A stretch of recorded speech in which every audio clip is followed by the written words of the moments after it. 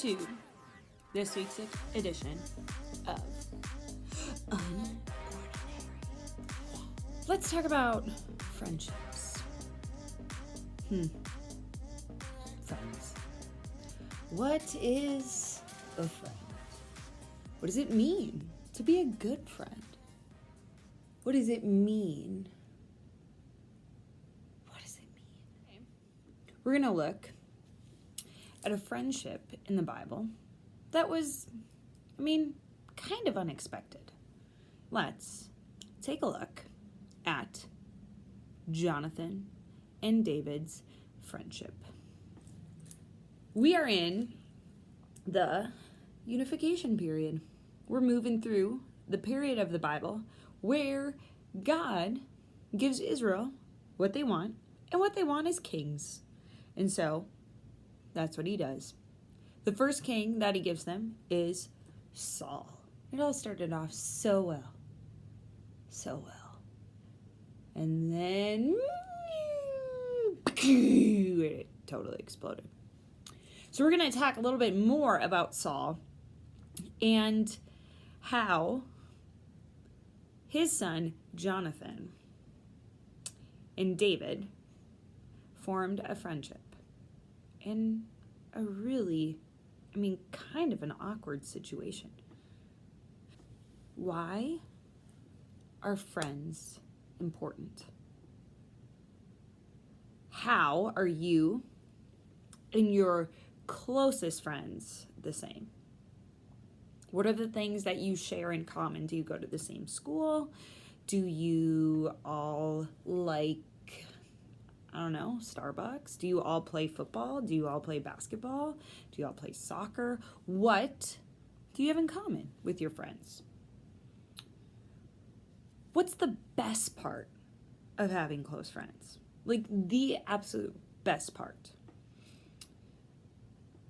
What makes someone a good friend? Do you have a good friend like that? And are you a friend like that? Those are the things that I want you to think about for a little moment. Don't worry, I'll give you time. Okay, was that enough time? So let's talk about David and Jonathan. As a young boy, David was anointed to be the next king of Israel. We read about this in 1 Samuel. If you want, you can go and read 1 Samuel chapter 16, verses 12 through 23. You can go on to read 1 Samuel 19, 1 through 7, 1 Samuel 20, verses 30 through 34. Those are the texts that we're going to be walking through. David was anointed to be the next king of Israel. But Saul was still the king when David was anointed to be the next king of Israel. Now remember, God told Saul he would remove his blessing and his favor from Saul because of the choice that he made. The choice that he made based out of fear, the disobedience that he showed towards God. Because remember, Saul was not supposed to touch or do anything with the burnt offerings. That was Samuel's job. But Saul got impatient and he went ahead and did the burnt offering on his own. And that was like a major no. And that's why God removes his favor from Saul. And it goes on to say in the word that the Spirit of the Lord left King Saul, and now an evil spirit afflicted Saul. The only way that Saul could keep calm and carry on was through music. Now here's the crazy part. Ready for it?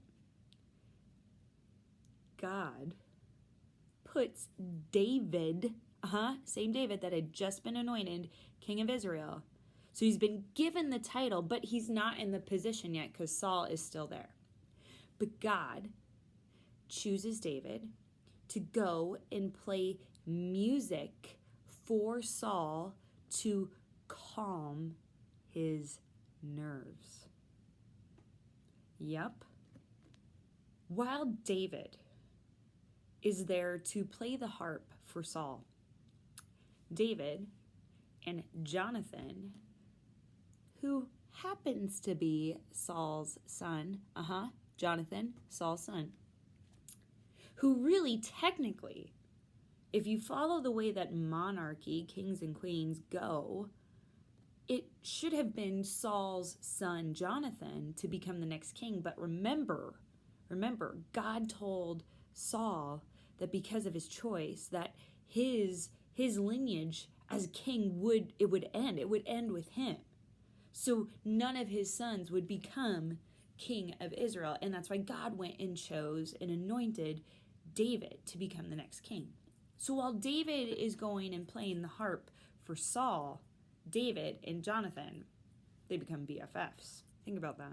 Saul's son, Jonathan, becomes best friends with David. Jonathan should have been the next king. But because of his dad's mistake, he's not. And God chooses David. And Jonathan and David become BFFs. That says a lot about Jonathan. He was not jealous that God chose David to be the next ruler. I mean, he had a choice to make, didn't he? Would Jonathan accept the decision of God to choose David as the next king, even though it meant great humility and sacrifice for himself? Or would he try to sabotage it?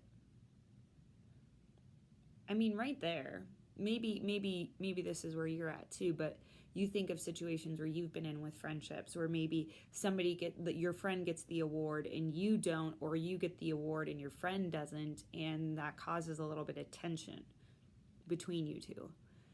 And you have a choice of how you're going to respond. Are you going, if you're the one that didn't receive the award, but your friend did, and maybe you were really, you really wanted that, are you going to try to sabotage that achievement of your friend because of jealousy?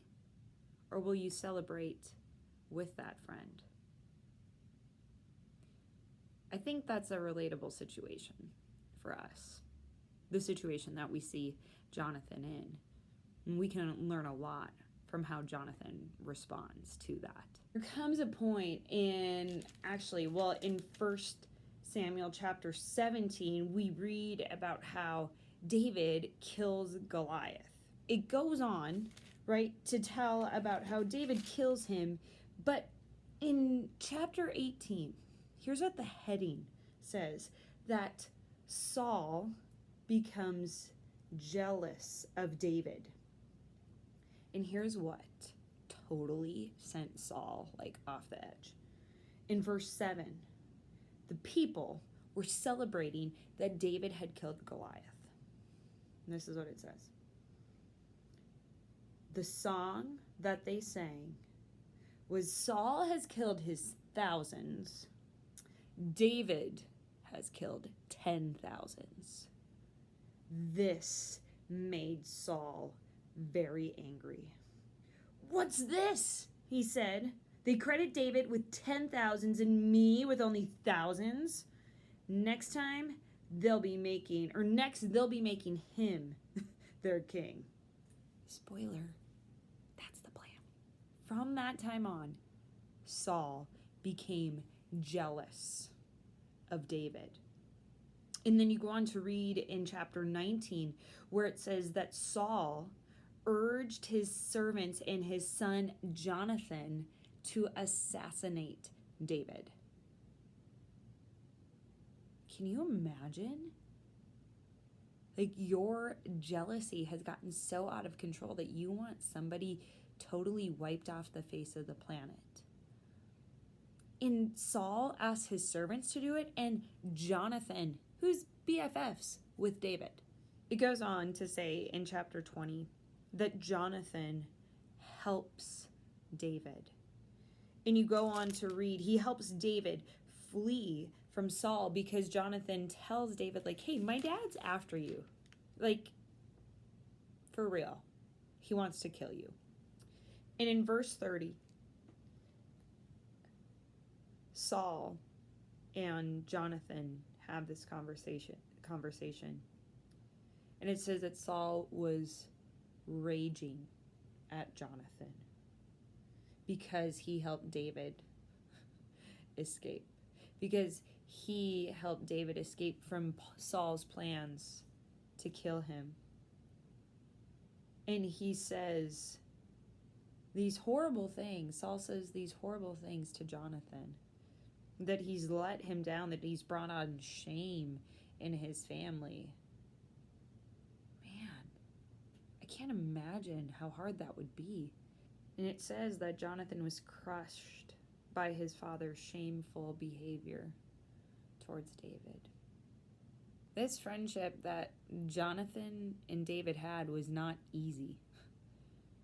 They forged a friendship through adversity, through struggle. That friendship that they have was made up of loyalty, commitment, and even sacrifice. It was a self-giving love that put the interests of others before its own. And it was the kind of love that Jesus would later say that was the mark of all who claim to follow him. When Jesus said, greater love has no man than this, than he who lays down his life for his friend. I think it's so awesome that God gives us this picture and this example of friendship in the Bible.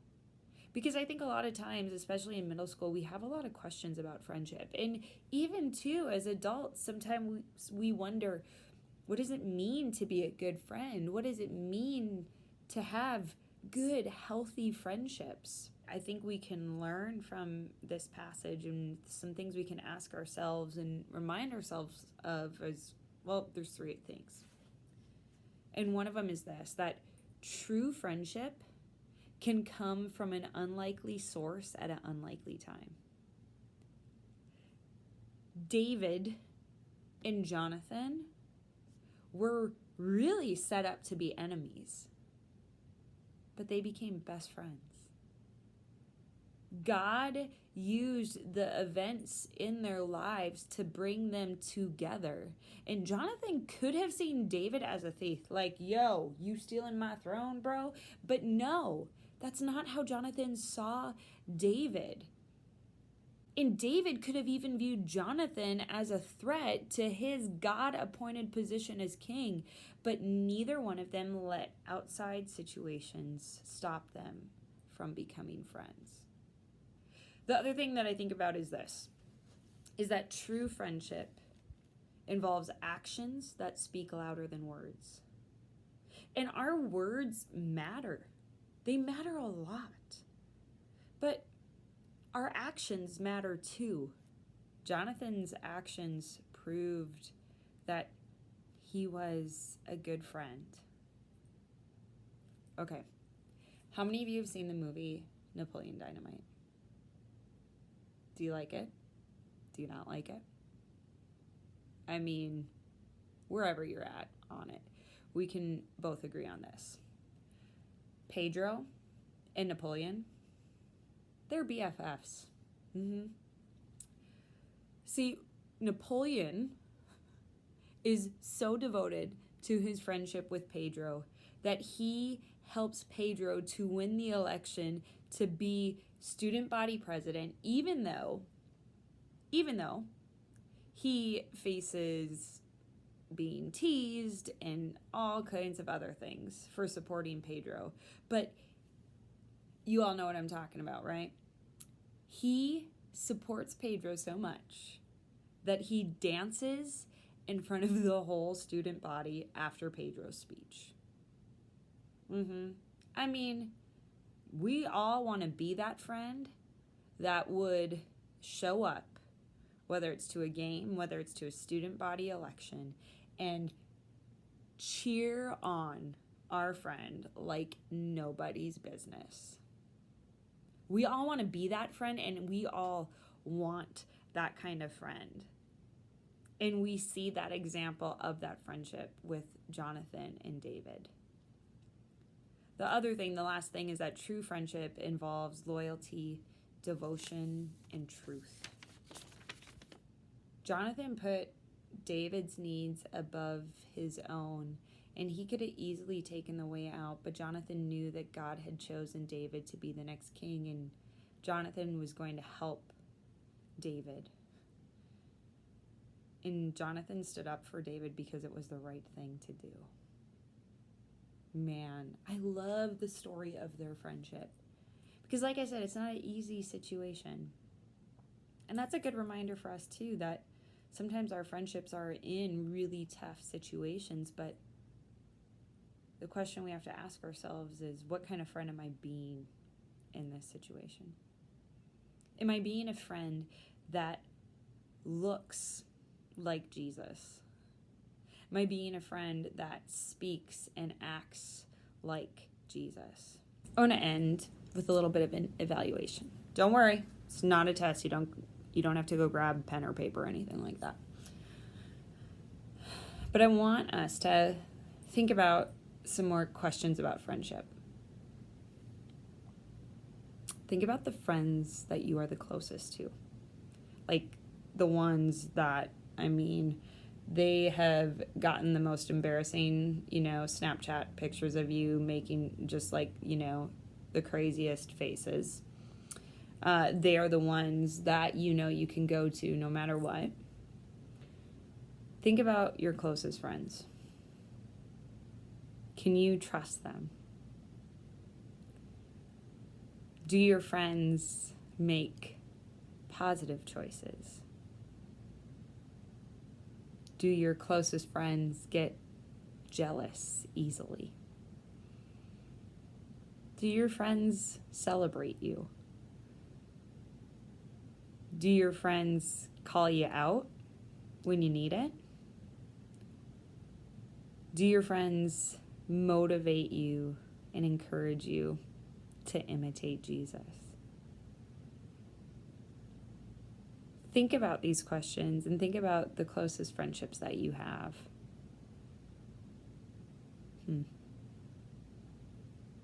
What do you think? I especially think about that last question. Do your closest friends motivate you and encourage you to imitate Jesus?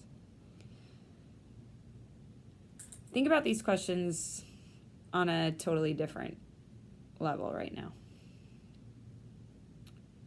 What if somebody was to answer these questions about you as their friend? Are you a friend that can be trusted? Are you a friend that makes positive choices? Are you a friend that gets jealous easily? Are you a friend that can celebrate others?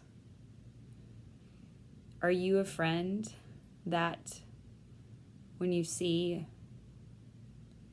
someone that you love and care about making choices that are leading them down a path that's not good?